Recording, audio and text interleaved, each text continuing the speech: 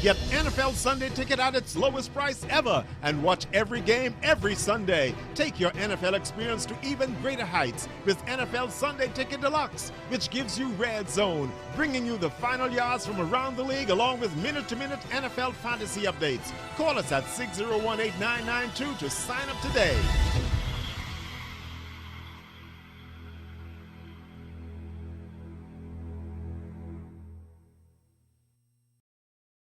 Good evening, Bahamas. You're tuned into MB12, broadcasting from Cable 12 Studios on Robinson Road. Coming up tonight in news, police and Marines interdict a multi-million-dollar drug shipment headed for the capital.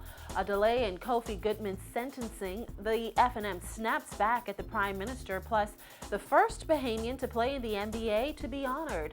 We've got those stories and so much more coming up. I'm Paige McCartney, and MB12 starts right now.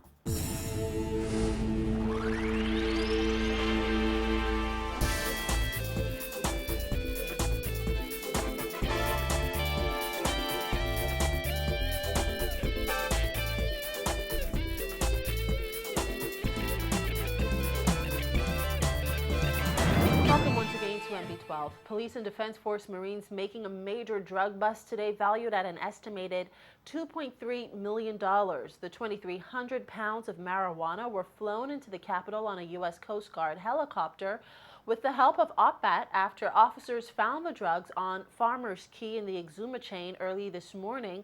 Officers had to form a chain to offload more than 36 sacks of drugs into 3 police vans at Odyssey Airport this afternoon.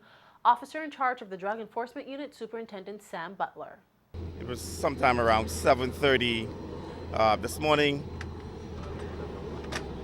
Working from intelligence, the Drug Enforcement Unit, in conjunction with the Exuma local police officers, went into Farmers Key, Exuma, where we were able to discover a large quantity of marijuana.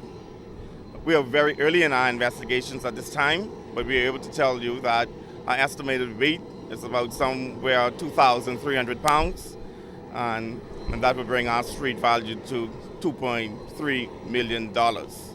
Well, police have 4 men in custody that they arrested at the site of the drug find. They were flown into the capital this afternoon for interrogation. Butler said this interdiction puts a major dent into the millions of dollars worth of drugs that are brought into the country every year, destined to be trafficked to the United States. But based on intelligence, we recognize on the market of drugs, a portion of drugs will always remain here for our local market. But as we are aware that in terms of marketing and price value, moving further north is where the destination of choice would be for a wider financial enumeration from drug and its trafficking benefits. And this is the 4th major drug find for police in just under 2 months. In late August, police reported that 1,500 pounds of marijuana was found on Andros. Just last week, $1.7 million worth of drugs were found in the Ragged Island chain. And before that, police discovered a marijuana field off Carmichael Road with more than 20,000 plants. Butler said DEU officers plan to keep the heat on drug dealers and traffickers. This is coming off the heel of late August, another major seizure. Early, mid-September, another major seizure, and all of you have already covered the major seizure here in New Providence with the cultivation of marijuana. Now, another major seizure today, and we look forward to others. We say to the perpetrators that drug enforcement, again, will spare no effort. We are on the walls. We're not coming off our walls. We will find you. We will bring you to justice. Well, the man convicted of killing 11-year-old Marco Archer didn't learn his fate today as expected. Kofi Goodman's sentencing has been delayed to next month. This latest twist in the case is not sitting well with his lawyer, Jeffrey Farquharson, who expressed his displeasure and his side inside court and outside this morning.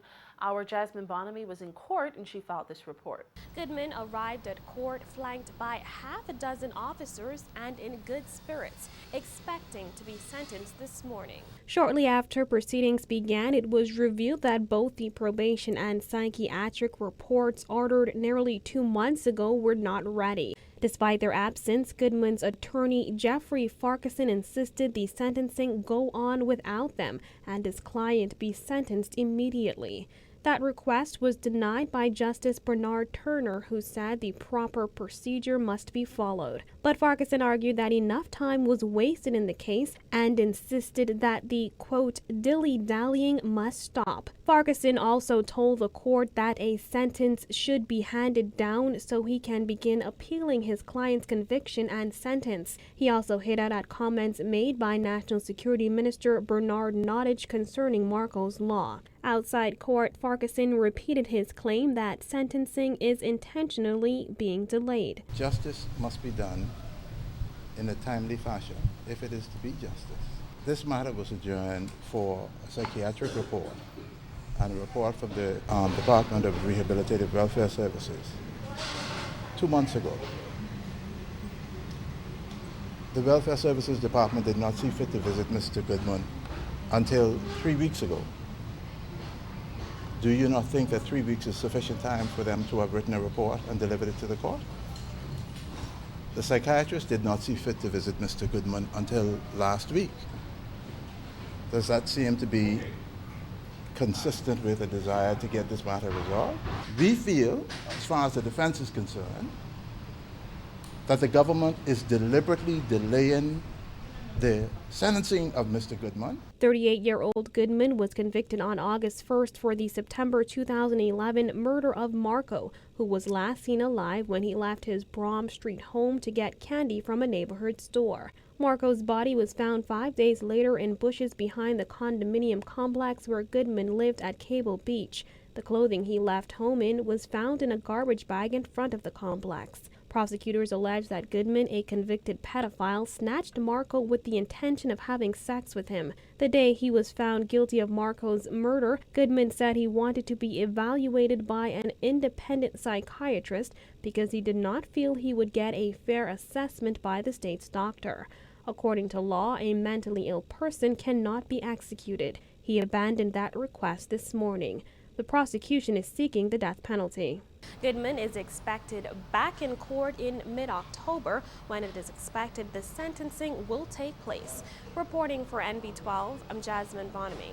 Well, also in court this morning were two men who will be retried in connection with the John Bull Rolex robbery that occurred in 2011. The matter was called up this morning before Justice Bernard Evans, 9 months after a retrial was ordered on several of the counts by Justice John Isaacs. Last December 2012, 33-year-old David Collins of Cowpen Road and 35-year-old Jonathan Armbrister of Elizabeth Estates were rearraigned in connection with the incident. Collins was charged with armed robbery and receiving, and Armbrister with receiving. Both pleaded not guilty. The men are accused in connection with the armed robbery of 12 watches, together worth $395,000 in May 2011. On October 31st, 2012, both Armbrister and Collins were found guilty of conspiracy to commit armed robbery. The jury was unable to reach verdicts against Collins on the armed robbery and causing damage charges, but convicted him of receiving 2 watches stolen in the heist. As for Armbrister, the jury acquitted him of armed robbery and causing damage, but could not decide whether he received 4 of the stolen watches. The pair will reappear before Turner for a status hearing on January 24th next year. And Prime Minister Perry Christie's scathing assessment of the former government's policies isn't sitting well with the leaders of the opposition. While addressing representatives from the Inter-American Development Bank yesterday, Christie asserted that the lack of a clear plan that led the Ingram administration to overspend on infrastructural developments and pre-election ploys. F&M Chairman Darren Cash says it's a sad day when Christie has to resort to slamming the F&M when he should have been outlining his plans for the country's economic development. Vonique Toot has that story. Prime Minister Christie raised more than a few eyebrows yesterday when he spent a considerable amount of his address to a government and IDB workshop slamming the former government's policies.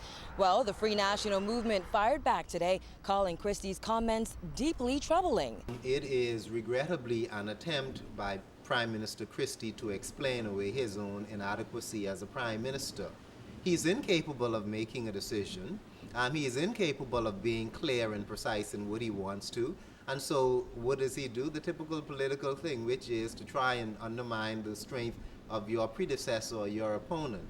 He needs to be less fixated on Hubert Ingram. He needs to demonstrate in his utterances, which ought not be erratic and impulsive, that he in fact has the ability to move this country forward. While speaking at a seminar designed to discuss a national economic development plan, Christie insisted that the Ingram administration's lack of planning led to over-budget roadworks and that his predecessor spent nearly $30 million a year to subsidize Freeport's tourism industry as an election ploy.